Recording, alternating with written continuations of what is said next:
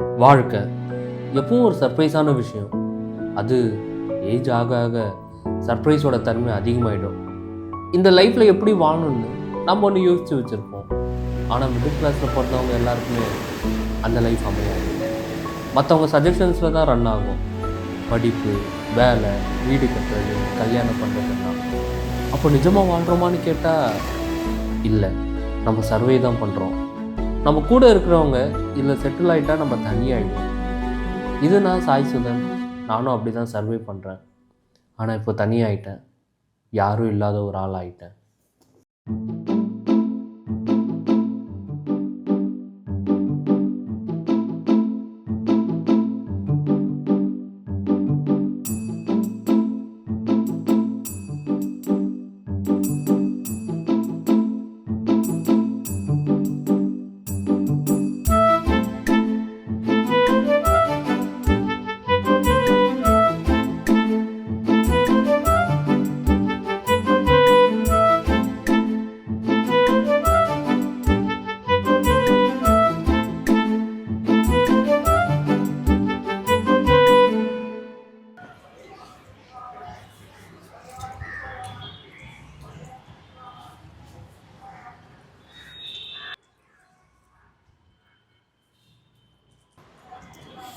Hello, சொல்கிறா. என்னது 2000 ரூபாவா? என்கிட்ட 1000 ரூபா தான்டா இருக்குது. சரி இரு, நான் உனக்கு அனுப்பிட்டு கால் அடிக்கிறேன்.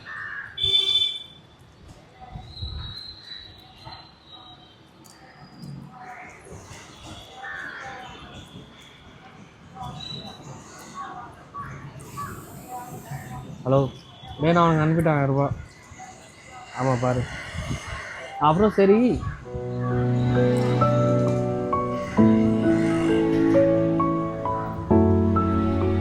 டே மாப்பிள்ள, எங்கடா இருக்க?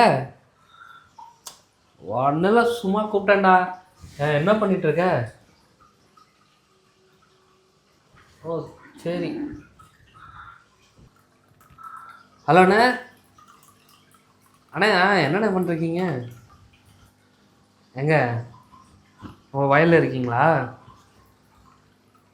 சரி சரி சரி, பாருங்கள் பாருங்கள் பாருங்கள்.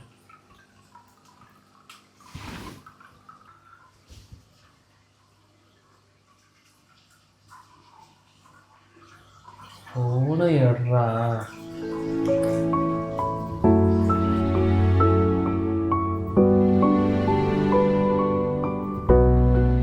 நான் மேனேஜர் கால் பண்ணுறாரு. ஹலோ சாய் சுதன், நம்ம கம்பெனியில் லே ஆஃப் ப்ராசஸ் போயிட்டு இருக்கு. எல்லா டீம்லேருந்து லே ஆஃப் பண்ணுறாங்க. ஸோ நம்ம டீம்லேருந்து உங்களை லே ஆஃப் பண்ணுறோம். நாளைக்கு லேப்டாப், ஐடி கார்டெல்லாம் கொண்டு வந்து ஹெச்ஆர் கிட்ட சப்மிட் பண்ணிட்டு க்ளோசிங் ப்ராசஸ் பாருங்கள்.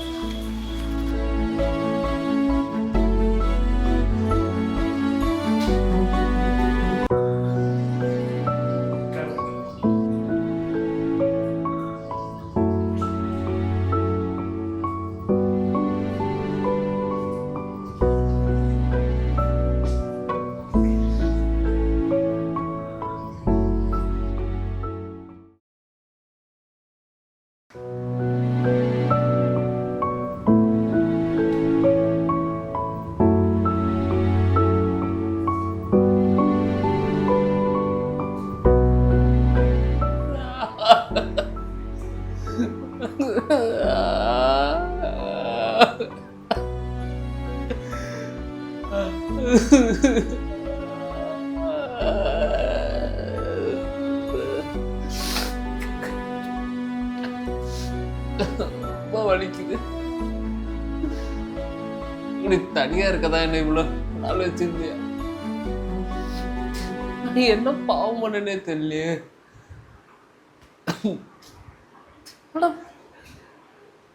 பேச யாரும், மனசெல்லாம் வலிக்குது.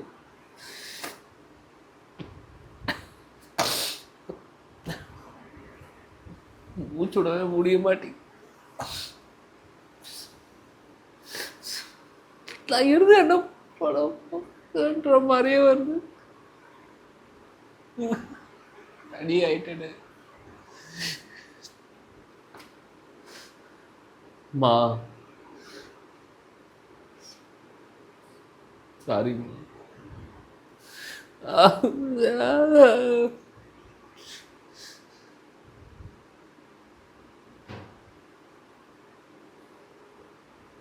சாகுறேன் சாகுறேன்.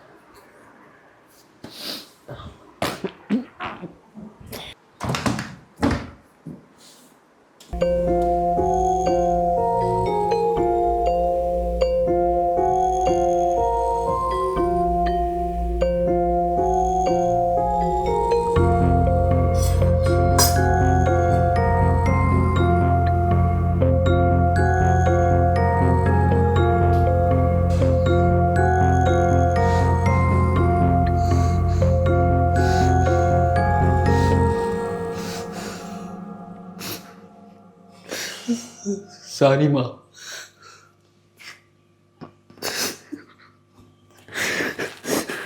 நீ போகிறதுக்கான டைம் இன்னும் வரல.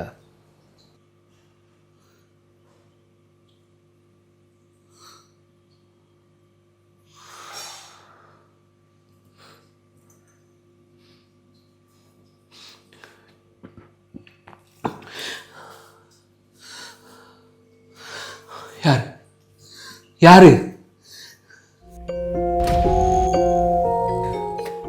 ஏய், யார் நீ? யார் நீ? என்ன என்ன மாதிரியே இருக்க? ஆ ஹேய், சில் சில். நீதான் நான்.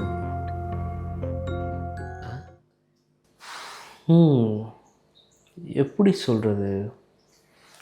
உன்னோட கார்டியன் ஏஞ்சல், உன்னோட நல்ல சிந்தனை, உன்னோட பாசிட்டிவிட்டி அப்படின்னு சொல்லிகிட்டே போகலாம். ஓ, இப்போ எதுக்கு வந்த? நீ தானே சொன்ன தனியாக இருக்கேன், யாரும் இல்லை அப்படின்னு சொல்லி சாக பார்த்தல.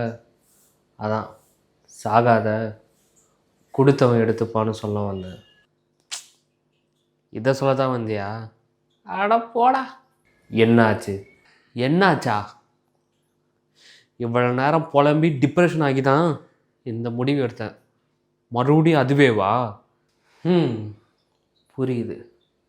நீ தனியாக இருந்த உன்னோட கேள்விக்கு பதில் இல்லை. இப்போ நான் வந்திருக்கேன், ஏன் முன்னாடி புலம்பு, உன்னோட புலம்பலுக்கு ஆன்சர் கிடைக்கும். என்ன சொல்ல? நான் ஒரு ஃபெயிலியர் ஆகிட்டேன்னு சொல்லவா? நம்ம லைஃப்பில் பிடிச்ச ஒர்க் பண்ணால் சந்தோஷமாக இருக்கும். ஆனால் நான் பிடிச்ச ஒர்க்கே பண்ணல, ஏதோ சர்வேக்காக கிடைச்ச ஒர்க்கை பண்ணிகிட்ருக்கேன். இப்போ அதுவும் போயிருச்சு. இதெல்லாம் யார்கிட்டயாச்சும் சொல்லணுன்னு ஃப்ரெண்ட்ஸுக்கு ஃபோன் பண்ணால் அவங்களும் பிஸியாக இருக்காங்க. அது அவங்க லைஃப், நான் என்ன சொல்ல. ரொம்ப ஆசையாக ஒரு பொண்ணை லவ் பண்ணேன். அவகிட்ட சொல்லலாம் போனால் செட் ஆகாதுன்னு சொல்லிட்டான். அதுலேயும் ஒன் சைட் லவ் ஃபெயிலியர் ஆகிட்டேன். நாம் அவங்க கூட எப்படியெல்லாம் வாழணுன்ட்டு நினச்சிருப்போம்ல, அந்த வாழ்க்கையை அவங்க வேற ஒருத்தவங்க கூட வாழ்கிறது பார்த்தா அது எவ்வளோ பெயினாக இருக்கும் தெரியுமா?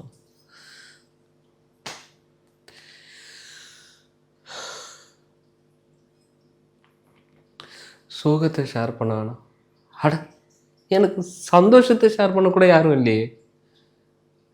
இப்படி ஒரு வாழ்க்கை நான் வாழ்கிறதுக்கு அதுக்கு நான் போயிடலாம். ஏன் உனக்கு அம்மா இல்லை? இருக்காங்க, பாவம். அவங்க பையன் ஒரு பெரிய ஆளாக வருவேன்னு நினச்சிட்டு இருக்காங்க. ஆனால் இப்படி ஒரு ஃபெயிலியர் ஆகிட்டுன்னு நான் எப்படி போய் சொல்லுவேன்? காசு வேறு கம்மியாகிட்டே இருக்குது. அடுத்த மாதம் வரைக்கும் சமாளிப்பேன். அதுக்கப்புறம் கேட்டால் நான் என்ன பண்ணுவேன்? நான் சாகுறது தான் கரெக்டான முடிவு. இந்த பாரு, நான் ஆல்ரெடி புலம்புற நிலமையில இல்லை. நீ வேற என்ன தேவையில்லாமல் டென்ஷன் எடுத்துட்டு இருக்காது. என்னை ஒழுங்காக சாக விடு. லைஃப்பில் ஒரு கொடுமை என்ன தெரியுமா? பேரண்ட்ஸோட டெத்து பசங்க பார்க்குறது இல்லை, அம்மா அப்பா வந்துட்டு பசங்களோட சாபை பார்க்குறது தான். நீ ஆல்ரெடி ஃபெயிலியர் ஆகிட்ட, செத்து மேற்கொண்டு அவங்கள காயப்படுத்தாத. உனக்கு என்ன, நீ ஈஸியாக சொல்லிட்ட, வாழ்ந்து பாரு, அப்போ தெரியும். நான் சாக தான் போகிறேன். சொல்கிறத கேளு, அவசரப்படாத, விட்றா போகட்டும். என்னமோ ஏஞ்சல்னு சொன்ன, இப்போ போகட்டும் விடுறான்னு சொல்கிற. சொன்னது நான், ஐ ஆம் டேவில்.